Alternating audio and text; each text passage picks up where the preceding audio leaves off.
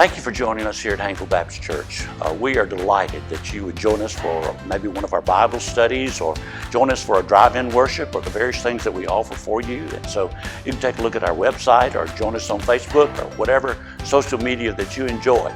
Also, we're providing for you on this particular video ways that you can contact us. Whether you're older or younger or whether music is your thing, you can contact us, one of us, and we'll be glad to pray with you or encourage you. And we please pray that you will do that. I hope and pray that during these tough times, you will take the time to share with us because we want to share with you.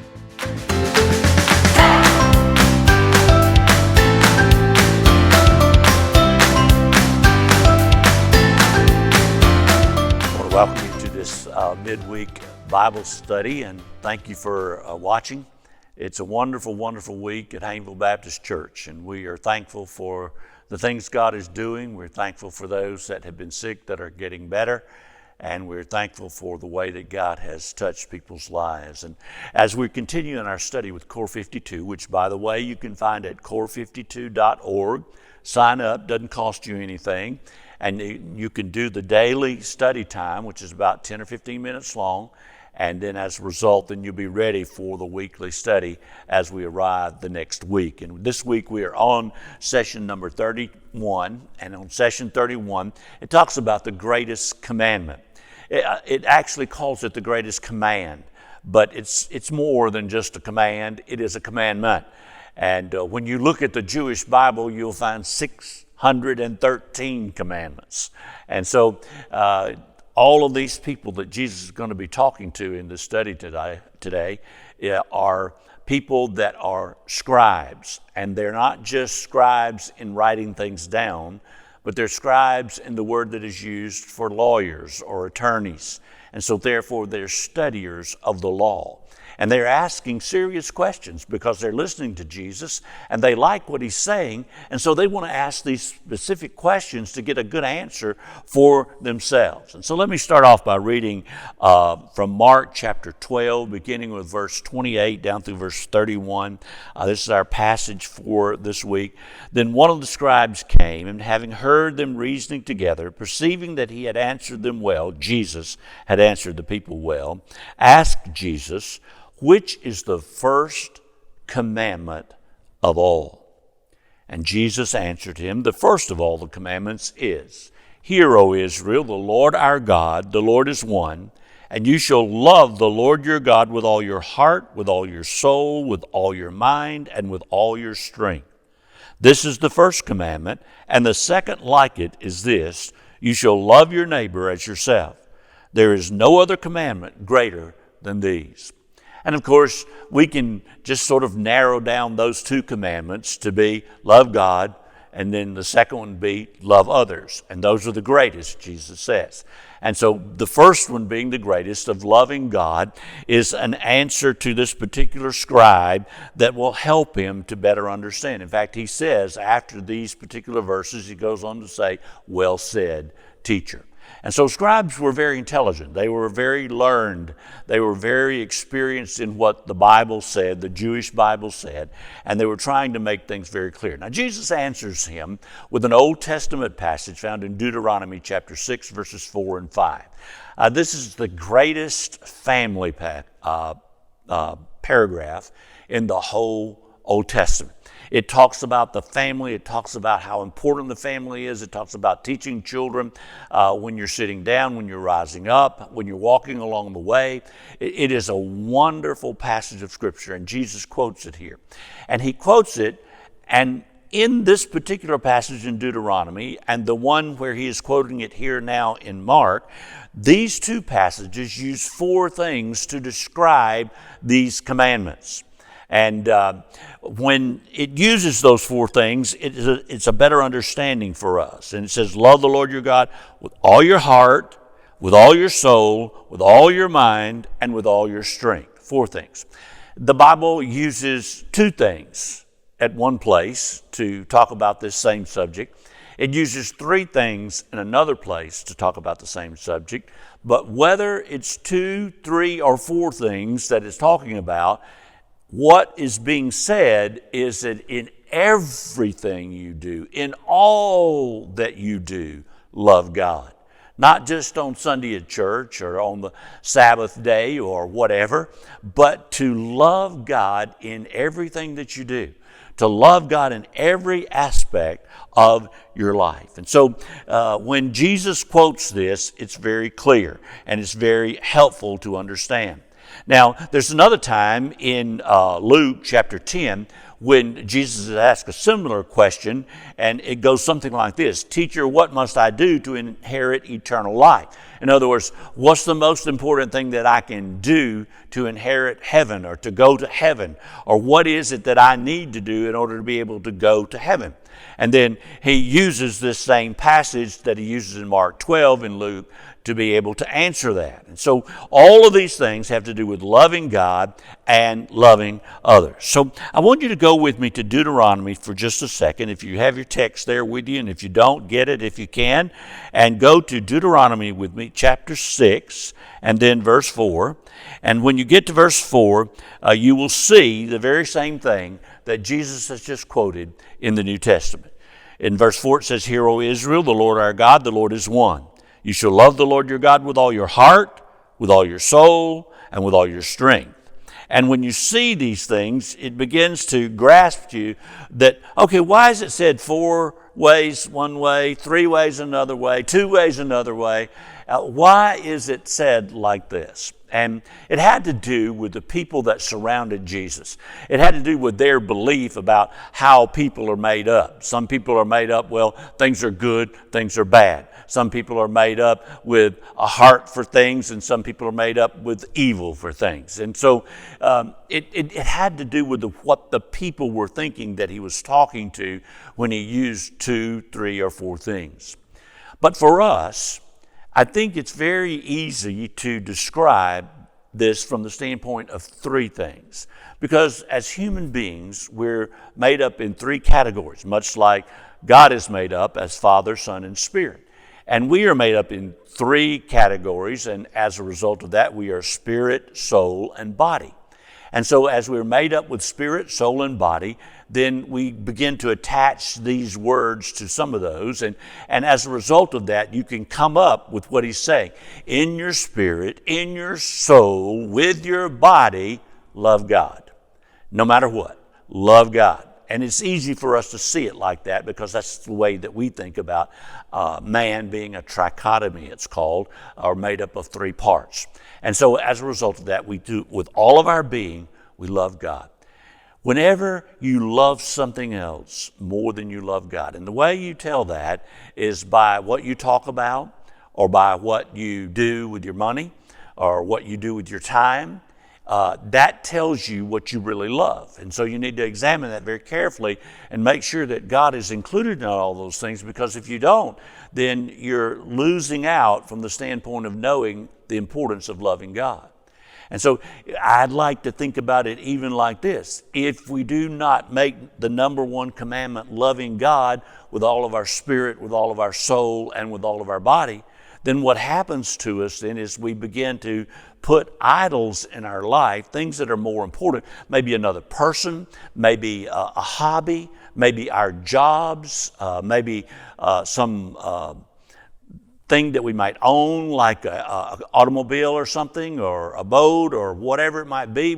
We get our minds fixed on those things, and we have too much importance on them, and they become idols in our life. Not that any of those things are bad, they're all good. But the thing about it is that you have to put your concentration on loving God first. And whenever you get mad and you say the wrong word, then you weren't loving God when you got mad and said the wrong word. You know, you were thinking more about yourself than you were about God. And so you have to be careful about that. And so as we live our lives, we love God with our spirit, with our soul, and with our body. And don't forget that your soul is made up of your mind, your will, and your emotions. And when the Bible speaks of a heart, it's talking about your spirit, the spirit of your life. And then when it talks about your soul, it's talking about the mind, will, and emotions. But sometimes it mentions mind, or sometimes it may mention feelings. And so we get confused. But just try to keep it in those three categories, and you'll keep it safe, and you'll be able to better understand it as you progress along. So all of this leads us to three conclusions. One is that loving God is the passionate action of loving others. Loving God is also the passionate action of loving others. Because we love God, we love others. Because He loved us, He gave Himself for us. So therefore, because we love Him, we give ourselves for Him to others. And so that's important to remember. The second thing is this, and very similar to it, we can't love God with only part of who we are and call it love. In other words, we've got to put our whole self into it and to love others. Now, I like to think about it like this, and that is that we love God first, and we love others by meeting their needs with the love that God gives to us. And that's what love really is meeting the needs of people. And so that's the way I like to think about it. I think when I love somebody else, I want to love them in meeting their needs. I may not like them. I may not like the things they do. I may not like the clothes they wear. I may not like the side of the tracks they come from, but that doesn't really matter. What really matters is, what are their needs?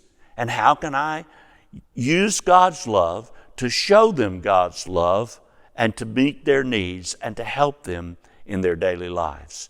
And so that becomes important. For instance, when we start looking at our community, we start thinking about various people in our community, and obviously that creates a division of racial thoughts and all of that kind of stuff. But look, that's not what it's about. If we're going to love God, then we're going to love other people no matter what their race is, and we're going to do so by meeting their needs. And that's where we are. We're in a community that needs to not only meet the needs of those that are like us, but those that maybe are not like us. And so therefore, the unconditional love of God begins to flow through us and meet the needs of others. So loving God is the passionate action of loving others. We can't love God with only part of who we are. We have to use everything that we're called to be and everything that we are to love Him. And thirdly, to love our neighbor as ourselves. Now, it is a very interesting thing when Jesus uses the word neighbor. When we think of a neighbor, we think of somebody that lives beside us, that's like us, and we like being with them, and we like talking with them, and we like doing things with them. We think of a neighbor as being someone perhaps even that doesn't live by us, but does the things that we like to do. But when he uses the word neighbor, he's not putting a place in, he's putting an ideal in. And that ideal is to love your neighbor, and your neighbor is anybody that you see that you want to build a relationship with, or that you would like to build a relationship with. And so it can be anywhere. You can have a neighbor that lives a long ways away from you, and that neighbor is who you're going to love just as you love yourself, or you're going to love them because you love God.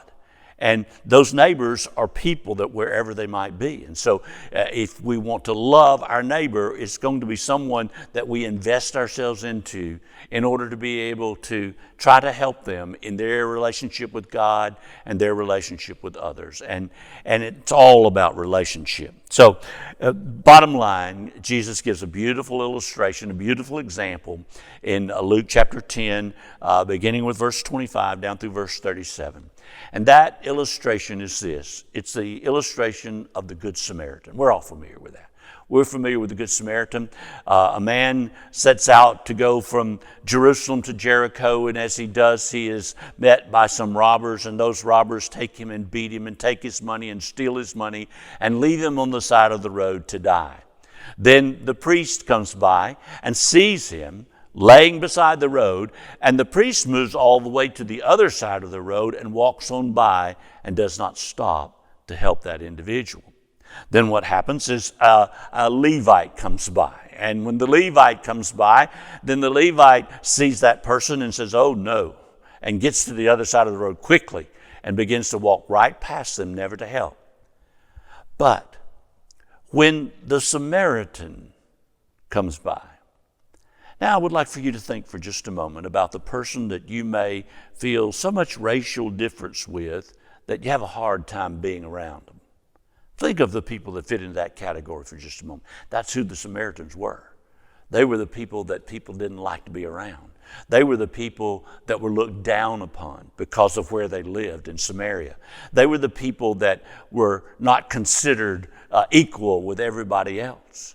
And so as a result of that, then, Jesus uses him as the example. This Samaritan steps into the road and is walking down the road and sees the gentleman that's been beaten and robbed, and he stops and he goes over to the individual and he begins to help the individual. I can just imagine him as he kneels down and tries to begin to sort of patch up some of his wounds a little bit or tie something around him so he won't bleed as bad. And he begins to just look carefully at what this individual's going through.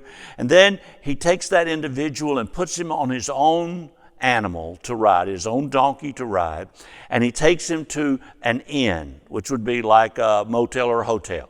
And the innkeeper then sees them there, and so the Samaritan stays the night, takes care of the person that's been robbed and beaten, and then before he leaves, he takes 2 denarii, a fairly good sum of money, and leaves it with the innkeeper and tells the innkeeper, listen, please take care of him until he's well enough to go on his own, and whatever you spend on him, when I come back through, I'll give you the rest. Whatever's more than this, I will give you whatever it takes when I come back to take care of this particular individual. And so he not only cared for the individual, but he made sure that he was cared for, that his needs were continually met as he was recovering from the experience that he had. The Samaritan is the example of loving God and loving others. Best example that could be given. It's a tremendous example. It helps us to better see. And so the only way to love God is to care for the needs of the people we know about who need to be loved as well. So we want to do that. And I hope that you'll take this Bible message, and I hope you will check out some of these other scriptures like Luke 10 and some of them and read them for yourself.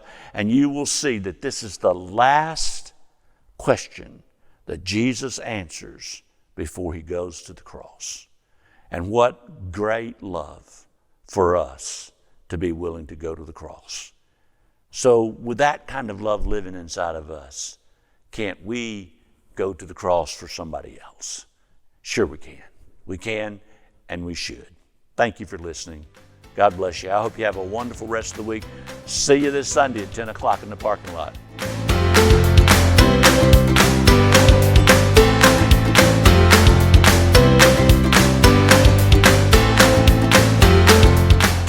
Well, here we are in the parking lot where we meet every Sunday morning at 10 o'clock. I'm so thankful to God for the way He's provided for us, a way that we might be able to worship together. Drive-in worship, nothing new, but something exciting for us, and we've been getting better at it every week. Of course, God meets us right here. We want to invite you to join with us Sunday morning, 10 o'clock. Come and be a part of drive-in worship at Hayneville Baptist Church.